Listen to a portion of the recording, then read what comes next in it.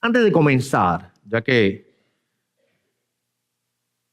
quizás algunos de ustedes pues no han escuchado mucho acerca de la predicación expositiva, esto que les voy a decir ya yo se lo he dicho a ustedes anteriormente, pero ya hace muchos años atrás que se lo dije, así que hay que recordárselo. Yo le he dicho a ustedes que muchas veces la labor del pastor, la mayor parte de las veces estamos recordándole a la gente lo que la gente ya sabe.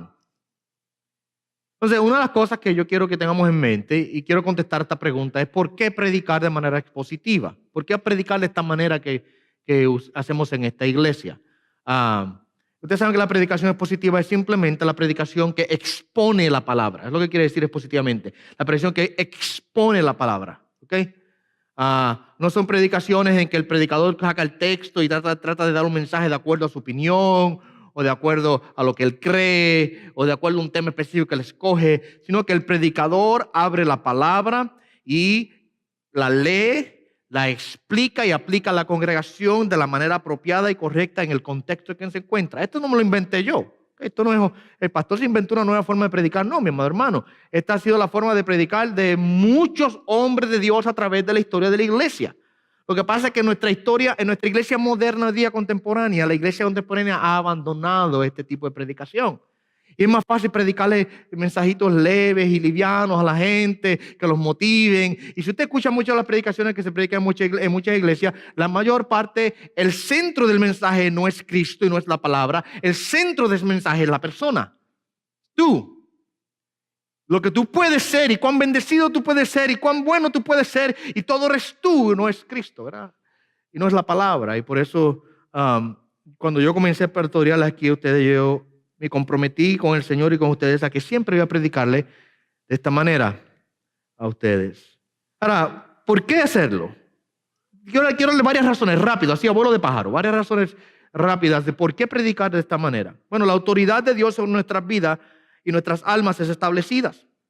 Si nosotros nos sentamos bajo la predicación de uno que predica su opinión, la autoridad que es establecida sobre nosotros es ¿quién? La opinión del pastor o del predicador. Pero si nos sentamos bajo la predicación de uno que predica la palabra de Dios, la autoridad que es establecida sobre nuestras vidas no es la del pastor, es la de ¿quién? La de Dios mismo. Porque no es el pastor que habla, es la palabra la que está hablando. Yo simplemente soy el mesero que le trae la comida a ustedes de la cocina de Dios. Lo único que yo hago, aquí está la comida, aliméntense, ¿verdad? Así que la autoridad de Dios es establecida sobre nuestras vidas. ¿Ok? Otra razón, cuando predicamos positivamente estamos reconociendo que Jesús es nuestra cabeza. Reconocemos que Jesús es la cabeza de la iglesia. ¿Por qué? Porque esta palabra es la palabra de Cristo, ¿verdad? Y si predicamos la palabra de Cristo, entonces Cristo es el que está gobernando, el que es la cabeza, el que es el dirigente. El pastor de la iglesia realmente es Jesús. ¿Sabe que por ahí hay unos... y un título que muchas iglesias usan, el de copastor, ¿verdad? Está el pastor y el copastor, ¿verdad? La palabra copastor no está en la Biblia. Son cosas que nosotros nos inventamos hoy día. La realidad es esta, que el pastor de la iglesia es Cristo. Y todos los que estamos en la posición de pastores, sean 1, 2, o 3, o 4, o 5, hay iglesias que tienen muchos pastores, ¿verdad? Dependiendo de la cantidad de hermanos que tengan. Todos somos realmente copastores al lado de Cristo, ¿verdad? No, nosotros somos subpastores, estamos subyugados a Cristo. Cristo es la cabeza, Cristo es el pastor. Y cuando predicamos la palabra de Dios, entonces Cristo es reconocido y exaltado como el pastor de la iglesia. Otra razón, el Espíritu Santo y su obra es establecida en nuestros corazones. Usted sabe que el Espíritu Santo es el que inspiró la palabra. Y si predico la palabra, entonces estoy dejando que el Espíritu sea el que haga la obra en nosotros. Lamentablemente muchos pastores y predicadores predican de acuerdo a su opinión y eso no tiene un efecto salvífico, santificador en la vida de la gente. Lo más que pueden hacer quizás es convencerlos a través de la culpa o convencerlos a través de la manipulación emocional. Y manipulan a la gente en una forma u otra, pero no es el poder transformador del Espíritu Santo en la vida de la persona. ¿Okay? Otra razón es que la humildad y la sumisión comienza a caracterizar a los hermanos de la iglesia. Entre más usted se sienta regularmente debajo de la palabra de Dios y bajo la autoridad de la misma, más usted va a crecer en humildad y sumisión. ¿Okay? Otra razón. Esta es quizás una que se aplica más al pastor. El pastor o el predicador está conectado regularmente con la gracia santificadora de la Escritura. Acuérdense que el pastor, por ser el primero que tiene que exponerse a la palabra para prepararse, es el primero que recibe los fuetes, los cantazos, los golpes, las correcciones, las disciplinas de Dios. ¿Sí? Cuando estoy preparándome, a mí me pasa. A veces yo no sé todas las cosas, estoy aprendiendo. Junto con ustedes, yo estoy aprendiendo. Y el Señor me disciplina a mí, me disipula el Señor a mí a través de prepararme verso a verso, palabra a palabra, estudiando su santa palabra, ¿verdad? Otra razón es que genera una adoración trascendental. Genera una adoración trascendental. Cuando la palabra de Dios es predicada livianamente, nuestra adoración va a ser liviana. Pero cuando la palabra de Dios es predicada de manera profunda, y cuando nos tomamos el tiempo para digerirla y para consumirla, masticarla, tragarla, alimentarnos de ella, cuando hacemos eso, eso crea en nuestros corazones un cambio, mi hermano, que provoca que nuestra adoración sea, una vez más, trascendental, se eleve sobre todas las cosas. Y la última que quiero darles, quizá podría mencionar muchísimas más, es que desarrollamos la mente de Cristo. Desarrollamos la mente de Cristo.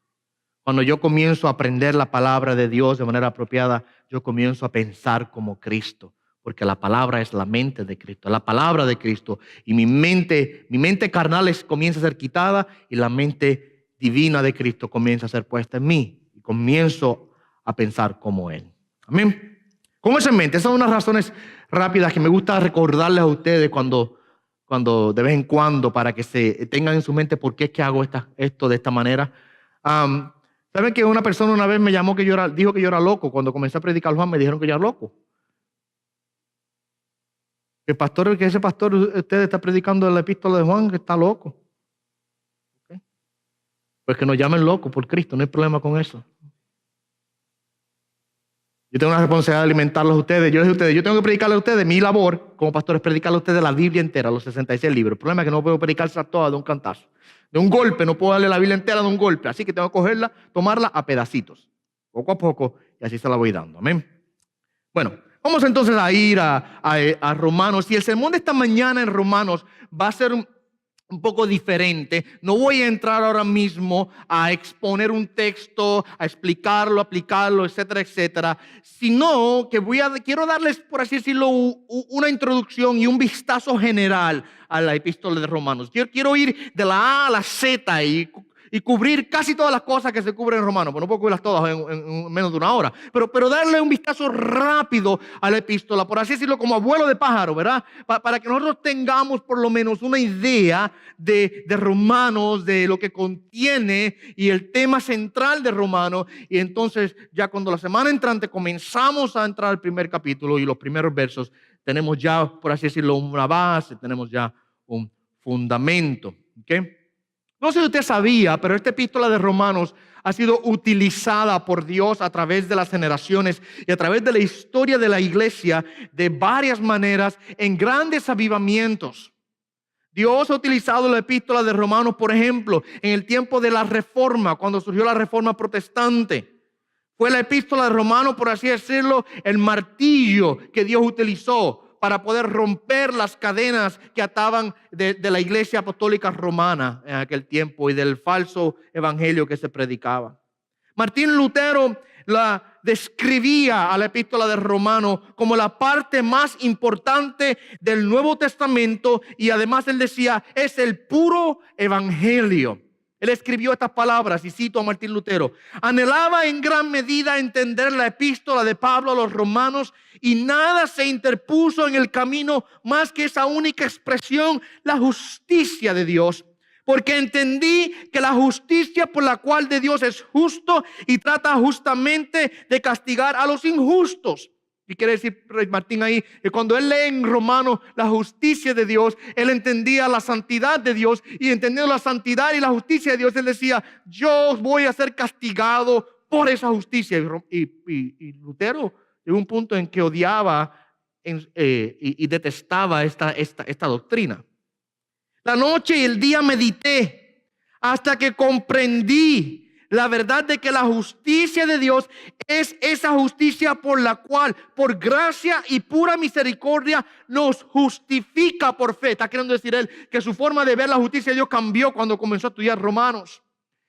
Y entonces él vio que no es la justicia de Dios que nos condena, sino que lo que Pablo dice, la justicia de Dios ahí en Romanos, habla de la justificación de nuestras almas, que por gracia y fe y misericordia nos es dada. Entonces dice Lutero, entonces me sentí renacer y atravesar las puertas abiertas hacia el paraíso. El conjunto de las escrituras adquirió un nuevo significado, y antes la justicia de Dios me llenaba de odio, ahora se volvió inexpresable y dulce en un amor más grande. Este pasaje de Pablo se convirtió para mí en una puerta al cielo.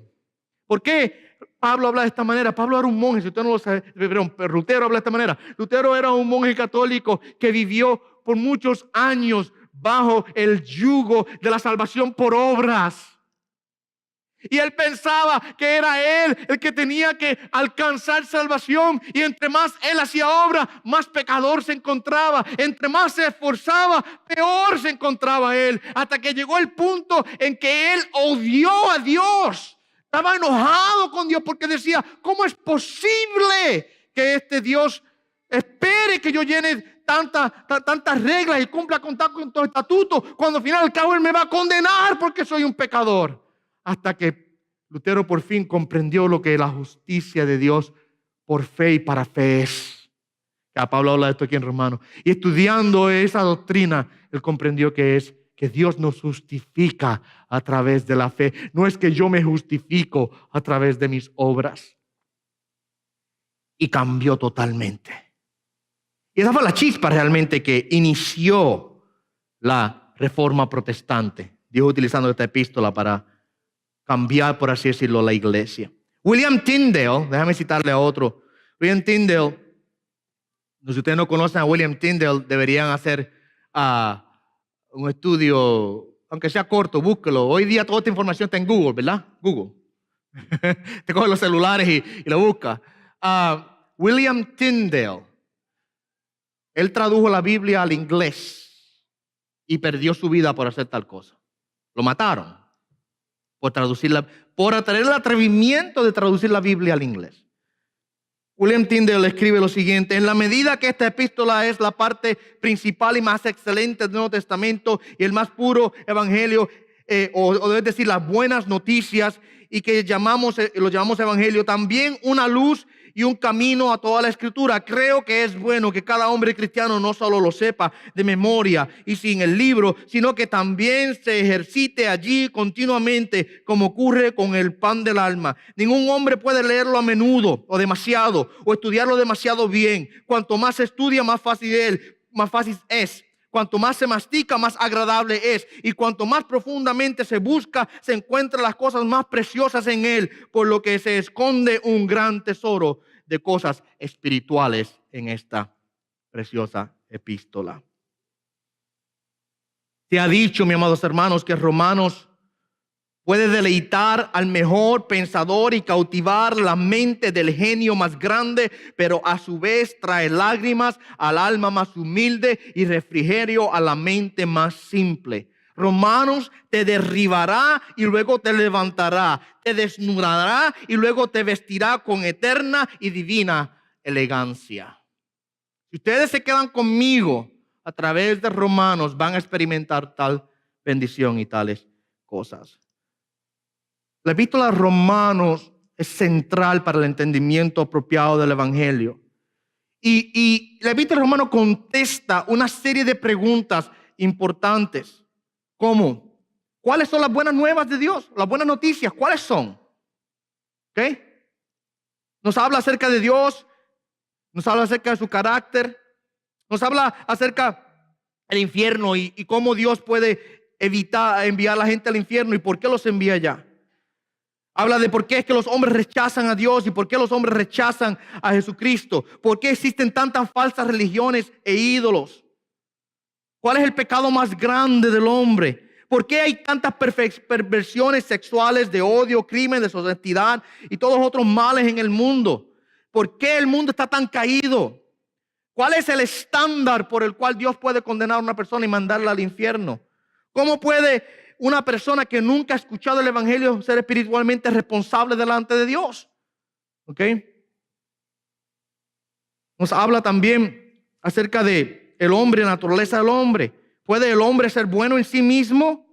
¿Es bueno? ¿Tiene el hombre alguna real bondad en él? ¿Ok? ¿Puede un hombre guardar las leyes de Dios de manera perfecta? ¿Cómo puede una persona entonces saber si es pecador? ¿Cómo puede ser el pecador entonces perdonado y justificado por Dios? Eso puede ocurrir. ¿Y Abraham? ¿Qué de Abraham? ¿Qué relación tenemos nosotros como creyentes con Abraham?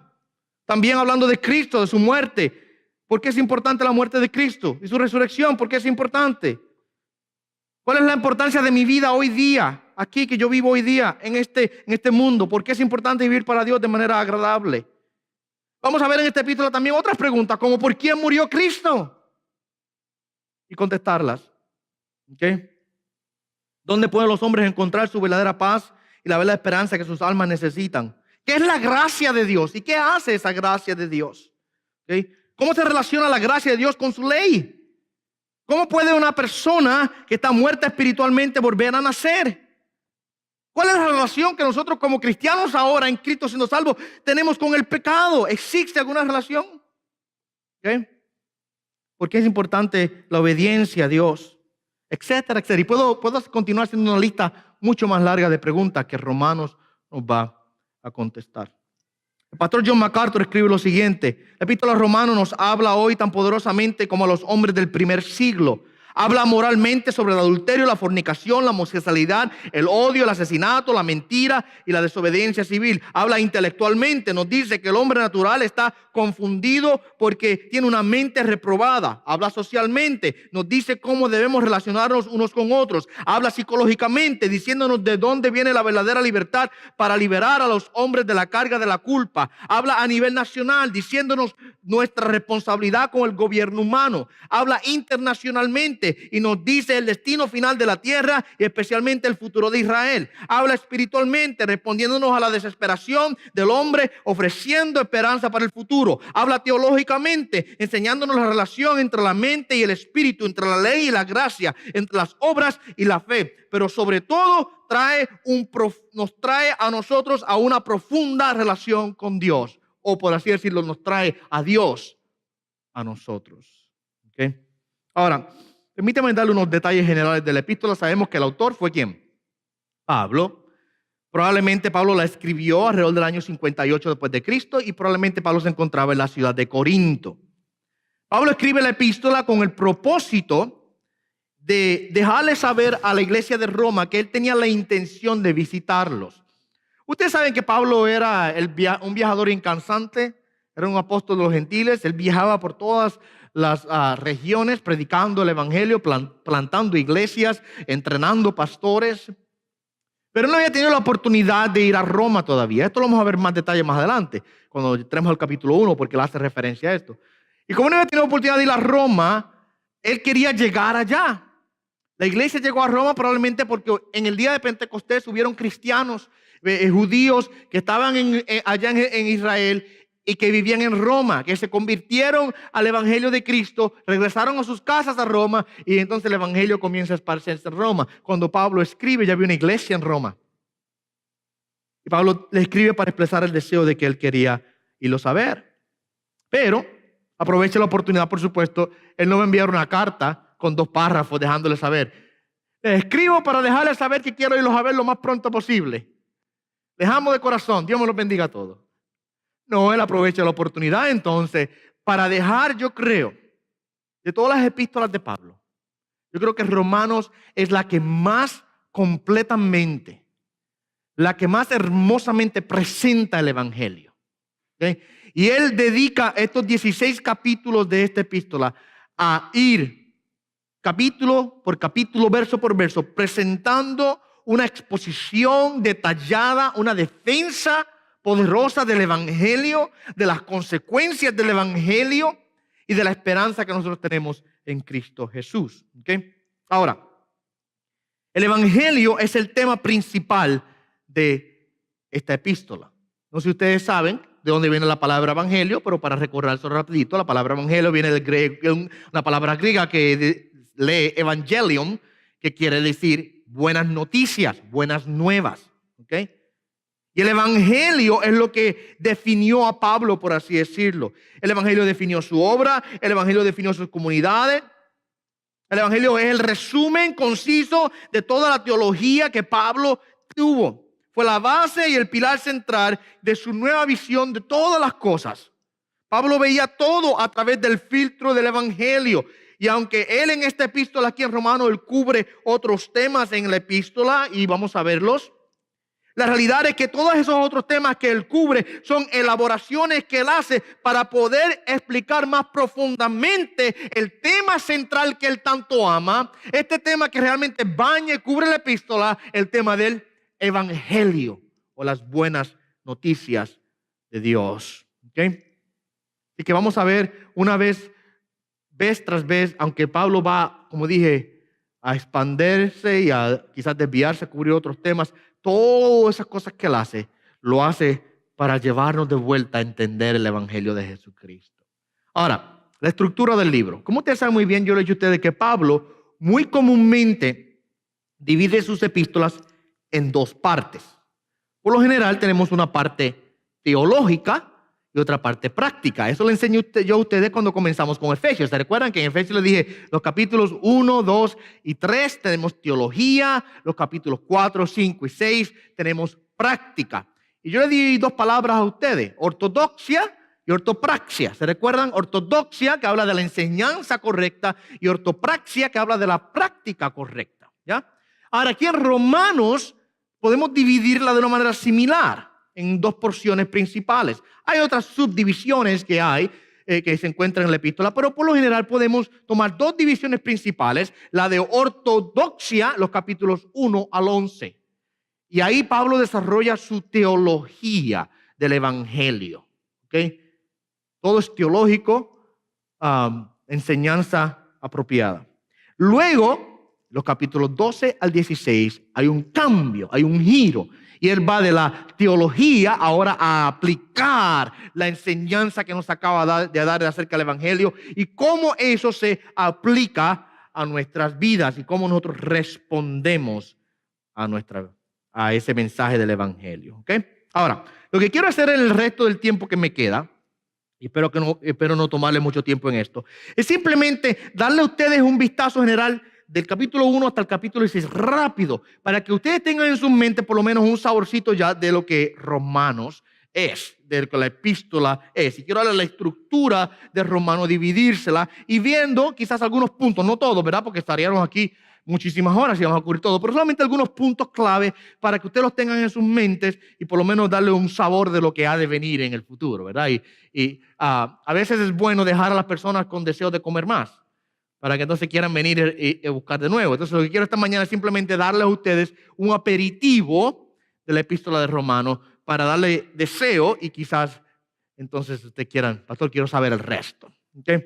Vamos a ver la estructura entonces del libro. Lo primero, en el primer capítulo, como es común de Pablo, encontramos a Pablo dando un saludo inicial, donde el saludo, él ora, le da gracias a Dios por la iglesia de Roma, pero lo más importante yo creo que ahí, lo vamos a ver en las próximas semanas, se encuentra el capítulo 1, versos 16 y 17, en donde nosotros encontramos la tesis del libro, encontramos el centro, el corazón de la epístola, el tema central, les dije a ustedes que es el evangelio, y mira lo que Pablo dice ahí en Romanos 1, 16 y 17. Porque no me avergüenzo del evangelio, pues es el poder de Dios para la salvación de todo aquel que cree, del judío primeramente y también del griego, porque en el evangelio la justicia de Dios se revela por fe y para fe, como está escrito, mas el justo por la fe vivirá. Y este es realmente el núcleo Este es el núcleo de Romanos. ¿Se recuerda ahorita que yo le citaba a Lutero, en donde Lutero decía que él peleaba, él odiaba la frase, la justicia de Dios? Porque cuando él escuchaba la justicia de Dios, lo que él entendía es que es esta justicia por la cual Dios coge ahora al pecador y lo condena. Él veía la justicia de Dios como algo detestable, porque por más que él trataba de ser santo, él se veía que no lograba llegar al estándar. Y su salvación, su entendimiento, su evangelio que él tenía falso de salvación por obra, no llenaba los requisitos. Y llegó un punto en el que él detestaba esa doctrina de la justicia de Dios. Pero cuando él comienza a profundizar aquí Lutero comienza a profundizar aquí en esta porción que acabo de leerle. Y él ve que dice que el evangelio de la justicia de Dios se revela por fe y para fe, como está escrito en lo justo, por la fe vivirá. Y él meditando en estas palabras y buscando comprenderlas, entonces, por así decirlo, se enciende la bombilla en su cabeza y él logra comprender que no habla de la justicia condenatoria de Dios, sino que habla de la justicia imputada de Dios sobre el pecador, en donde Dios ahora por la fe nos declara justos delante de su presencia y libre totalmente de culpa. Y eso fue lo que llevó a Lutero a completamente cambiar su forma de ver la palabra, su forma de ver Cristo, su forma de ver al Espíritu Santo, su forma de ver al Padre, su forma de ver el Evangelio, su forma de ver la iglesia, su forma de ver todas las cosas que él había aprendido hasta aquel momento. Ese es el tema central de la epístola. Luego que Pablo da el tema central de la epístola ahí en esos versos que les leí, él comienza a hacer una presentación detallada, bien detallada acerca del evangelio. Y comienza a presentarnos nosotros el corazón, el centro del evangelio. ¿Qué es el evangelio? ¿Qué es la justificación por la fe? ¿Y por qué es necesaria la justificación? ¿Por qué es necesario el evangelio? Y comenzando en el verso 18 del capítulo 1 de Romanos, vamos de inmediatamente Pablo comienza a primeramente, antes de darnos las buenas noticias, a darnos primero las malas noticias. La entrada. Porque mucha gente dice, mira, yo tengo buenas noticias para ti. Dios te puede salvar. Y la pregunta que quizás viene es, ¿salvarme de qué? ¿Salvarme por qué? Yo estoy bien, no necesito salvación. Como estoy bien. Entonces, lo primero que Pablo hace, los primeros capítulos, los primeros 3 capítulos, del capítulo 1, verso 18, hasta el capítulo 3, verso 20, él comienza a hacer una exposición lógica, detallada y concisa acerca del reinado universal del pecado. El punto principal de esa porción, que pasaremos quizás unos cuantos meses viéndolo, porque son varios capítulos. El punto principal de esa porción es que todos somos pecadores, sin importar si somos gentiles o si somos judíos. Todos somos pecadores y todos estamos condenados. Y yo creo que el centro de esa verdad se encuentra en Romanos 3, versos 10 en adelante. Solamente voy a leer los 2 versos nada más porque el tiempo no nos daría, ¿verdad? Pero verso 3 al 12 dice, como está escrito, no hay justo ni aun uno, no hay quien entienda, no hay quien busque a Dios, todos se han desviado, aún se hicieron inútiles, no hay quien haga lo bueno, no hay ni siquiera uno. Lo que Pablo hace entonces ahí es que nos pone a todos bajo la condenación del pecado. ¿Por qué es importante hacer eso? Porque si yo voy a saborear las buenas noticias, si yo voy a disfrutar las buenas noticias de que Cristo me justifica por la fe en Él, me libra del pecado y me perdona, tengo que primeramente tragarme el trago amargo de la realidad de que estoy sin Cristo condenado en el pecado. Y él va, Pablo, a hacer esta exposición, nos va a llevar uno por uno, comienza con los gentiles y habla de cómo los gentiles están todos condenados, y luego va al judío, le dice al judío, escuche bien, porque ustedes se creen que ustedes son los judíos, están bien, y no, ese es religioso, ¿verdad? Está el que ignora a Dios, el que vive apartado de Dios, y luego está el religioso, el que cree que por su religión está bien delante de Dios, y dice, no, si ustedes están tan malos como los otros también. Tanto el no religioso como el religioso están todos bajo la condenación del pecado. Y una vez él hace eso, entonces él da vuelta, da un giro y nos comienza a hablar acerca de la justificación o la justicia de Dios. Porque una vez yo comprendo la bajeza de mi condición en el pecado, entonces que puedo mirar hacia arriba y gozar la hermosura de que a través de Cristo Jesús podemos ser justificados por la fe. En el capítulo 3, por ejemplo, verso 21 al 26, Pablo ahí nos habla acerca de la doctrina de la justificación por la fe, no por las obras, sino la fe en Jesús. Dios no me declara justo por las obras de la ley o por mi buen comportamiento. Dios me declara justo por la justicia de Cristo y mi fe puesta en Él. Mira lo que dice Pablo ahí. Pero ahora, aparte de la ley, la justicia de Dios ha sido manifestada, atestiguada por la ley y los profetas. Es decir, la justicia de Dios por medio de la fe en Jesucristo para todos los que creen, porque no hay distinción. Por cuanto todos pecaron y no alcanzaron la gloria de Dios, siendo justificados gratuitamente por su gracia, por medio de la redención que es en Cristo Jesús, a quien Dios exhibió públicamente como propiciación por su sangre a través de la fe, como demostración de su justicia, porque en su tolerancia Dios pasó por alto los pecados cometidos anteriormente para demostrar en este tiempo su justicia, a fin de que Él sea el justo y el que justifica al que tiene fe en Jesús. Pablo, no tengo tiempo para explicar todo lo que acabo de leer, solamente ando la cita para que la tenga en su mente, pero Pablo aquí nos comienza a hablar acerca de la belleza, la gloria de que por fe en Jesús somos justificados.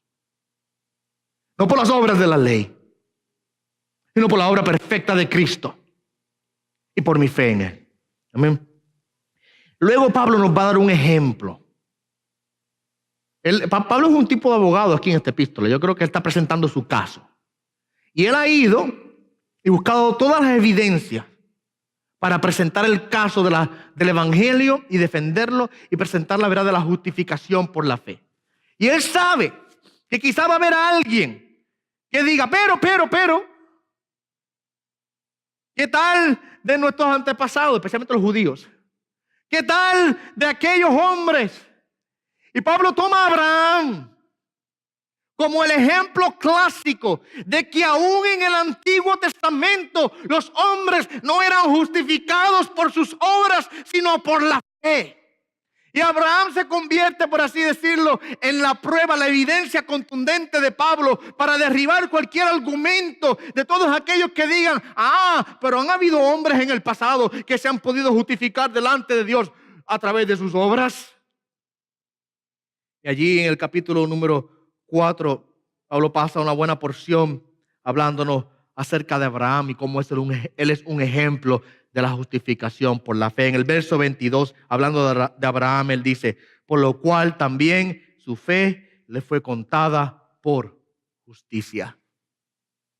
Por la fe fue nuestro padre Abraham justificado. Y ahí tenemos el ejemplo de que Dios siempre ha justificado al hombre. No por las obras del hombre, sino por la fe del hombre, que ha sido la fe siempre. Luego del capítulo 5 hasta el capítulo 8, esa parte va a ser, mi amado hermano, yo creo que vamos a estar como un año quizás en el capítulo 5-8. Esos 3 capítulos. Okay. Es que en esa parte Pablo comienza a hablar acerca de la seguridad que el evangelio nos provee. Y comienza a hablarnos de la esperanza de la salvación. Y comienza, mi amado, a presentarnos a nosotros las bendiciones que nosotros tenemos ahora por haber sido justificados. O sea, habiendo sido justificados, ¿qué es lo que viene? ¿Qué es lo que viene de la justificación? ¿Cuál es el resultado de esa justificación en mi vida? Y por ejemplo, en el capítulo número 5, verso número 1, Pablo dice, por tanto, habiendo sido justificados por la fe, tenemos paz para con Dios, por medio de nuestro Señor Jesucristo. Y comienza, mira lo que dice, por medio de quien también hemos obtenido entrada por la fe a esta gracia en la cual estamos firmes y nos gloriamos en la esperanza de la gloria de Dios. Pablo está aquí hablando, mi amado hermano, de que el evangelio produce una esperanza gloriosa. Mira cómo la describe, la esperanza de la gloria de Dios. ¿Cuál es el resultado del evangelio? Paz con Dios. La esperanza de la gloria. Algún día podré verlo y estar delante de su cara. Mira lo que dice el verso 20 y 21 de Romanos 5.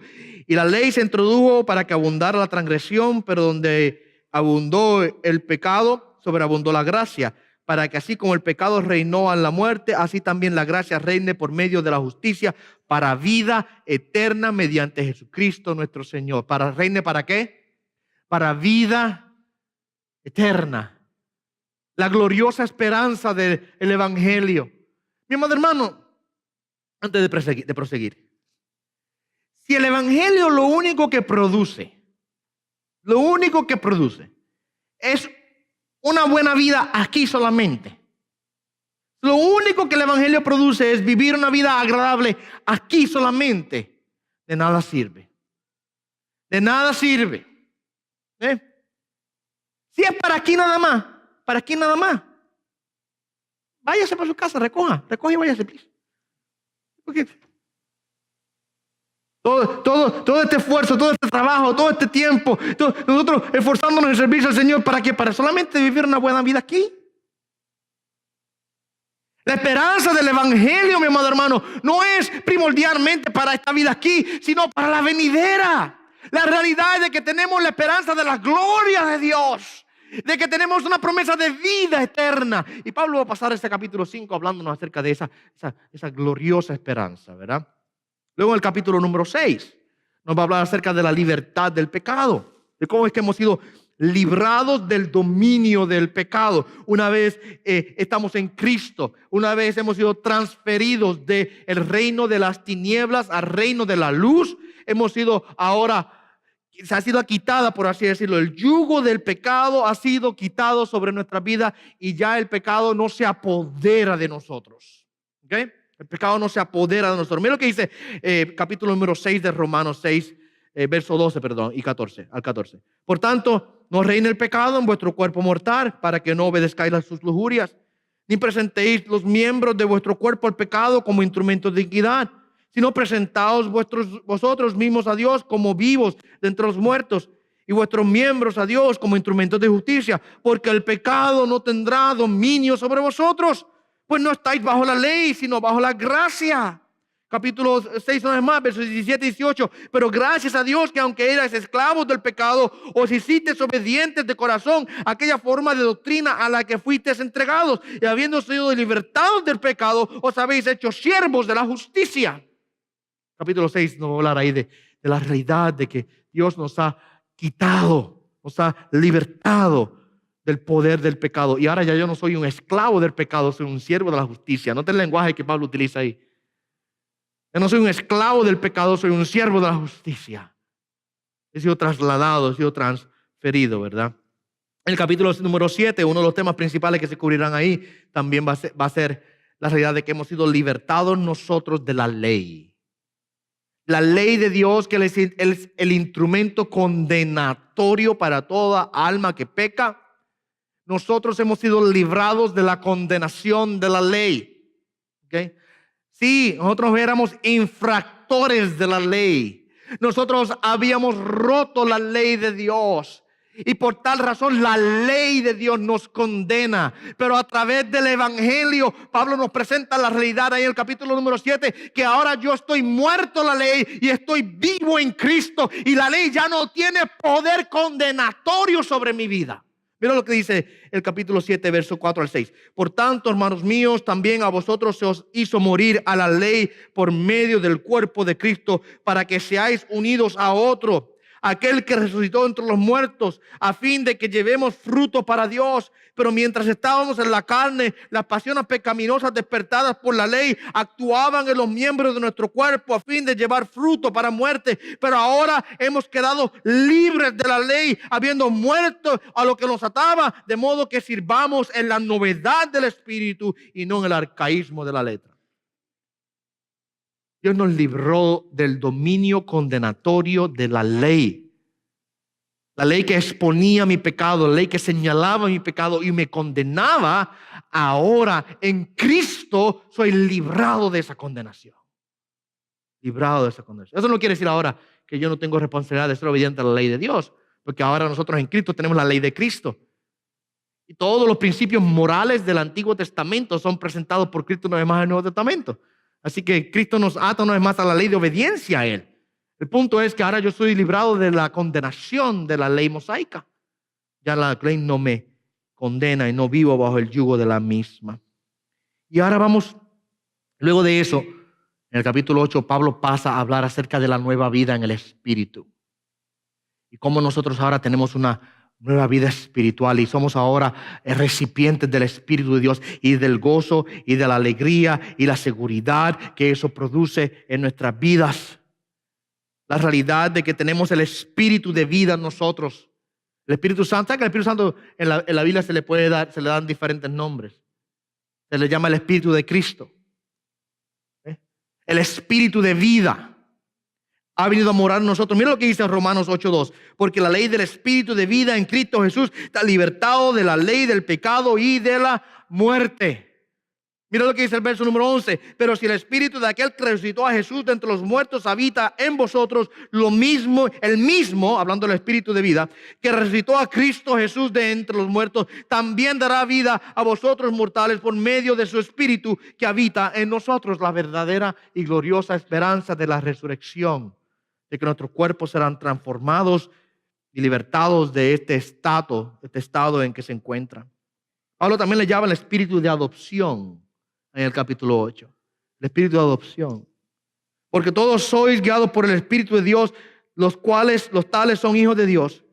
Pues no habéis recibido un espíritu de esclavitud para volver al temor, sino que habéis recibido un espíritu de adopción como hijos de Dios, por el cual nosotros clamamos Abba, Padre.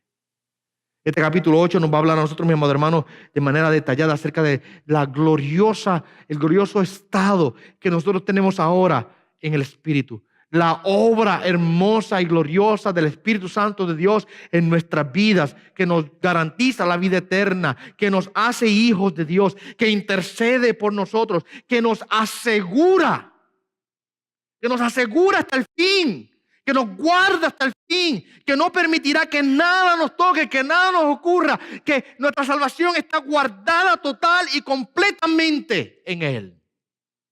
Una de las doctrinas que ustedes saben que yo me adhiero es la doctrina de la seguridad eterna del creyente. Los reformadores le llamaban la perseverancia de los santos. Lo que la doctrina se enseña es sencillo. Mucha gente se confunde con esto. Una persona no entiende lo que quiere decir. Pero lo que quiere decir es que todos aquellos que son salvos en Cristo, realmente salvos, hijos de Dios, por el poder del Espíritu Santo, serán salvos para siempre. O sea, perseverarán hasta el fin. Dios no permite que ni una de sus ovejas se pierdan. Dios no permite que ni uno de sus hijos caiga al infierno. Dios no permitirá tal cosa.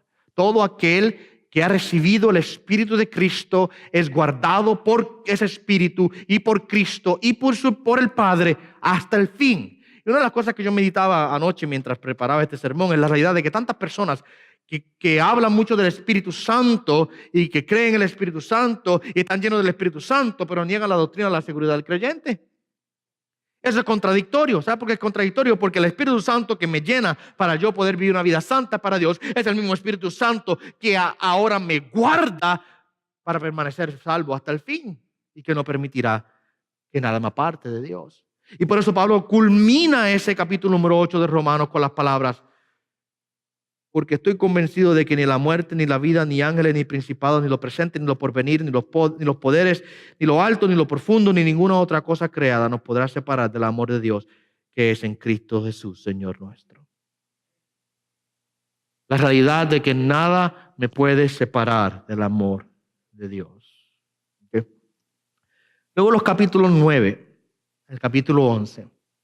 Pablo presenta, por así decirlo, primero nos presenta una explicación del Evangelio, luego nos habla acerca de los resultados del Evangelio y aquí nos va a presentar, por así decirlo, una defensa del Evangelio, específicamente con la pregunta: ¿y qué de Israel? El capítulo 9, 10 y 11, él se va a centrar a contestar esa pregunta. ¿Qué de Israel? ¿Acaso Dios terminó con Israel?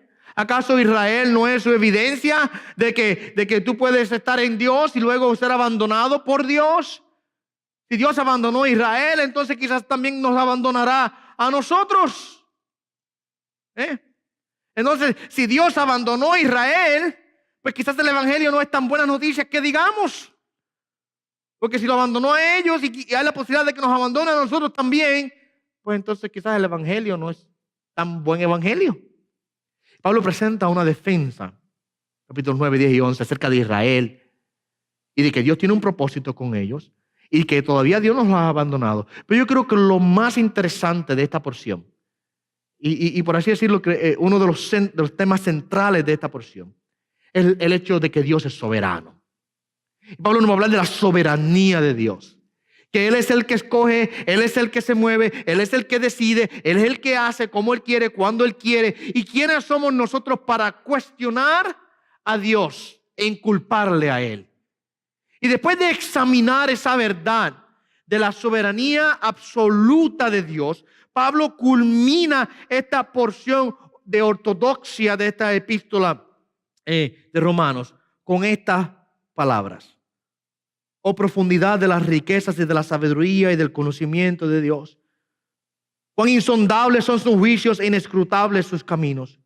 Pues ¿quién ha conocido la mente del Señor? ¿O quién llegó a ser su consejero? ¿O quién le ha dado a Él primero para que se le tenga que recompensar? Porque de Él y por Él y para Él son todas las cosas. A Él sea la gloria para siempre. Amén. Y esa es la declaración doxológica de Pablo para cerrar esa porción de la epístola, de la grandeza y de la gloria de Dios.